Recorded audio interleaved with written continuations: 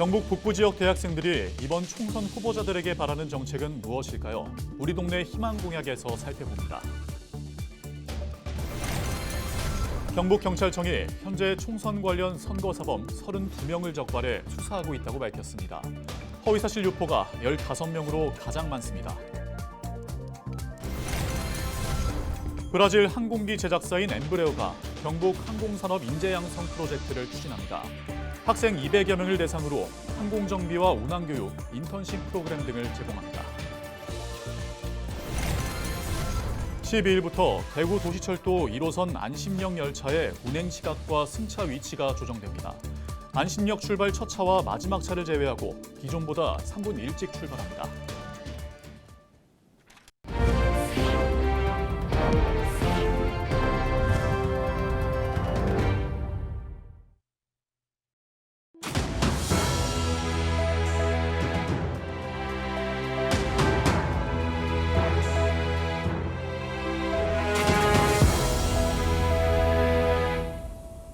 시청자 여러분 안녕하십니까? 헬로티비 대구 경북뉴스입니다.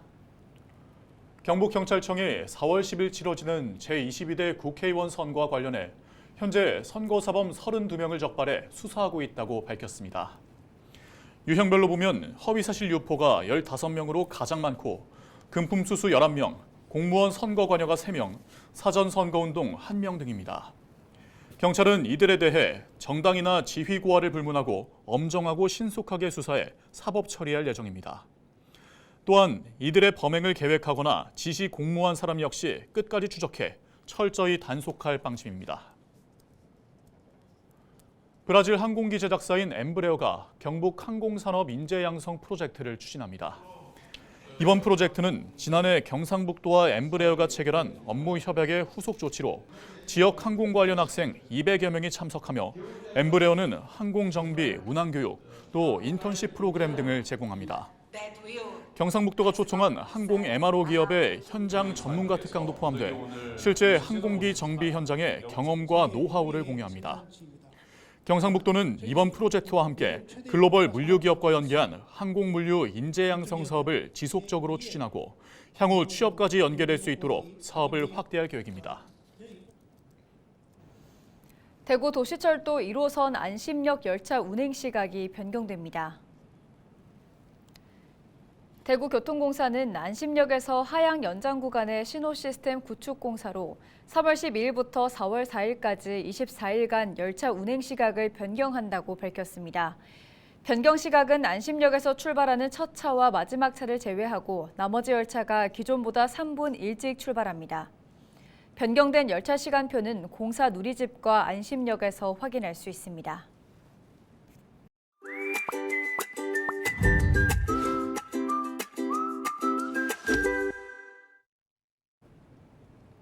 우리 지역 주민들이 바라는 총선 공약을 들어보는 우리 동네 희망 공약 시간입니다. 4월 10일 국회의원 선거가 이제 채 한 달도 남지 않은 지금 경북 북부 지역에 있는 대학생들은 총선 후보자들에게 과연 어떤 정책을 바라고 있을까요? 서희동 기자가 들어봤습니다. 본격적으로 사회에 나갈 준비 중인 대학생들이 지역의 총선 후보자들에게 바라는 정책은 무엇일까? 졸업 후 취업을 준비해야 하는 대학생들의 큰 화두 중 하나는 역시 일자리입니다. 특히 학생들이 졸업 후 수도권으로 떠나지 않도록 지역에도 양질의 일자리가 많이 생겨야 한다는 목소리가 큽니다. 네, 지금 수도권 쪽에 대기업이나 공공기관들이 많이 있는데 그런 게 좀 지방 쪽으로 오면은 청년들 취업하는 데 있어서 확실히 도움이 된다고 생각합니다. 지방대학이 처한 현실이 걱정된다는 의견도 나왔습니다. 우수한 대학만이 살아남게 되는 지금의 정책대로면 결국 지방대학은 경쟁력이 떨어져 소멸하고 젊은 층도 함께 사라질 거라는 우려입니다. 지방대다 보니까 지원이 많이 없어서 이제 뭐 학교 교육 같은 부분에서는 많이 떨어지지 않을까라는 생각에 저는 지원을 많이 했으면 좋겠다라는 생각이 듭니다. 턱없이 부족한 지방 의료의 현실을 안타까워하는 학생도 있습니다. 수도권으로 집중된 의료 인프라를 지역으로 분산시킬 수 있는 정책이 필요하다는 겁니다. 간호학과 학생으로서 열악한 지역 의료 상황에 대해 안타깝게 생각하고 있고요. 그래서 이를 해결하기 위해서는 아무래도 지역 의대 설립과 같이 의료 환경 개선에 대한 정책이 필요하다고 생각합니다. 대학 졸업 후 학업을 이어가는 대학원생도 저마다의 상황에 따른 사회적 변화를 원합니다. 장학금과 같이 대학생을 위한 지원은 점차 늘어나는데 대학원생에게도 혜택이 넓혀지기를 원한다는 의견도 있습니다. 이것이 조금 더 심화 과정에 있는 대학원생들한테까지 확산이 되면 좀 더 기초 연구도 발전하고 좀 좋은 방향으로 교육이 나아갈 수 있는. 올해 국가연구개발 예산이 지난해보다 14.8% 감액된 것과 관련해 이공계 대학원생은 이에 따른 연구 역량의 약화를 우려합니다. 사실 지금 R&D 예산 삭감으로 인해서 많이 떠들썩한 상황인데 R&D 예산 다시 확보해가지고 많은 서포트가 되면 좋겠다고 생각합니다. 이 밖에도 예전과는 달라진 결혼과 출산에 대한 요즘 세대의 가치관에 맞게 해당 정책 또한 변해야만 한다는 의견도 적지 않았습니다. 사회 초년생으로의 힘찬 앞날을 기대하는 지역의 대학생 유권자들도 총선 후보자들의 정책에 주목하고 있습니다. 헬로티비 뉴스 서희동입니다. 한 주간 발생한 뉴스를 재정리해보는 시간입니다. 지난 한 주 동안 주요 이슈는 뭐가 있었는지 이상원 뉴스민 기자를 통해서 이야기 나눠보겠습니다. 화상으로 연결해봅니다. 안녕하십니까? 네, 뉴스민 이상원 기자입니다. 네, 우선 지난 한 주 동안 발생한 주요 이슈부터 종합해 주시죠. 네, 홍준표 대구시장이 동대구역에 박정희 동상을 만들겠다고 하면서 논란이 일고 있다는 소식부터 전해드리고요. 대구 경북 신공항 초과 사업비를 대구시가 선 보존하는 조례안이 제정된다는 뉴스 전해드립니다. 끝으로 홍원하 경북대 총장이 임기를 남겨두고 비례대표 국회의원에 나서려다 비판에 직면했다는 소식 짚어봅니다. 네, 동대구역이 박정희 동상으로 논란을 빚고 있다는 소식부터 전해주시죠. 네, 동대구역이 박정희 동상으로 홍역을 치르게 생겼습니다. 홍준표 시장이 SNS를 통해 동대구역 광장을 박정희 광장으로 이름을 바꾸고 동상까지 짓겠다고 했기 때문인데요. 지역 야권과 시민사회단체가 강하게 반발하고 있지만 홍 시장은 강행 의사를 거듭 밝히고 있습니다. 지난 1일 홍 시장은 SNS를 통해 처음 대구를 대표하는 박정희 전 대통령 업적을 기리는 사업을 할 때가 되었다면서 동상 건립 등의 의견을 밝혔습니다. 5일에도 기자들과 만나서 시장 당선 이래로 쭉 생각하던 일이라면서 서울 광화문에 설치된 이순신 장군 동상보다 조금 작은 크기로 동상을 만들겠다며 구체적 계획까지 밝혔습니다. 대구시는 관련 조례 제정도 검토 중인 것으로 알려졌습니다. 네, 반발하는 목소리가 적지 않은 것 같던데요. 네, 더불어민주당 대구시당뿐 아니라 지역 시민사회단체에서도 일제히 반대하는 입장을 냈습니다. 4일 더불어민주당 대구시당은 논평을 내고 박정희, 박근혜 대통령은 이미 국민평가가 끝난 분들이라면서 동상을 세우면 두고두고 흉물 논란에 1년 내내 오물 등 관리가 안 될 것이라고 반대했습니다. 6일에는 대구 시민단체 연대회의가 성명을 내 시민의 광장에 독재자 동상이 웬 말이냐고 비판했습니다. 이들은 독재 정권 시기 민주주의와 인권 탄압은 역사 속에서 끝난 것이 아니라며 여전히 피해자와 피해자 가족의 삶 속에서 계속되고 있다고 비판했습니다.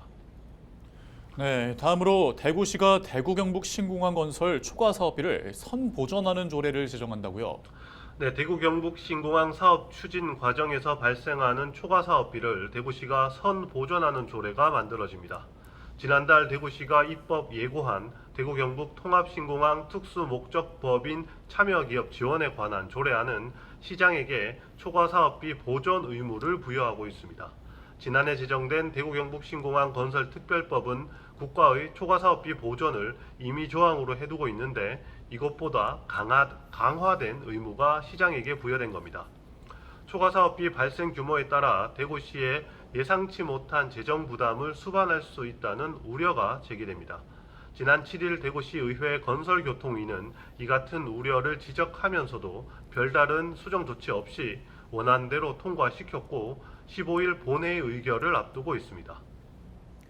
네, 끝으로 홍원하 경북대 총장이 국민의힘 비례위성정당에 공천을 신청했다가 학내외 반발에 부딪혔죠. 네, 총장 임기를 약 6개월 남겨둔 홍원하 경북대 총장이 국민의힘 비례위성정당인 국민의 미래에 공천 신청서를 제출한 사실이 알려지면서 학내외 논란이 일고 있습니다. 홍 총장은 6일 자신의 비례대표 국회의원 후보 신청 사실이 알려지고 학내에 논란이 일자 7일 사과문을 발표하고 철회 사실을 밝혔지만 총장 사퇴를 요구하는 목소리가 이어지고 있습니다. 7일 낮엔 일부 학생과 교수 등이 대학 본부 앞에서 홍 총장의 사퇴를 요구하는 기자회견을 열었고 경북대 교수회도 성명을 내고 홍 총장을 신뢰할 수 없다면서 사퇴를 촉구하고 나섰습니다. 홍 총장의 의대 정원 확대 추진에 반발했던 의대에선 학장단이 일괄 사퇴 성명서를 발표하면서 진통이 이어지고 있습니다. 네, 오늘 주간 이슈 점검 여기까지 듣겠습니다. 이상원 뉴스민 기자였습니다. 고맙습니다. 네, 감사합니다.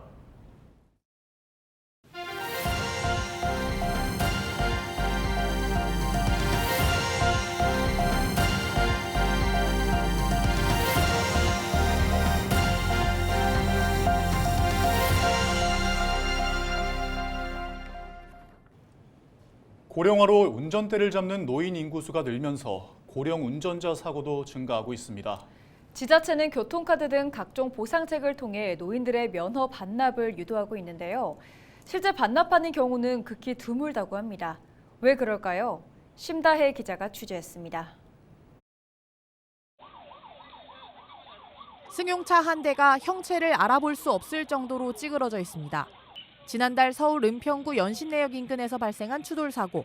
70대 남성이 몰던 승용차가 보행자와 차량 8대, 오토바이 한 대를 들이받으면서 한 명이 목숨을 잃었고 13명이 다쳤습니다.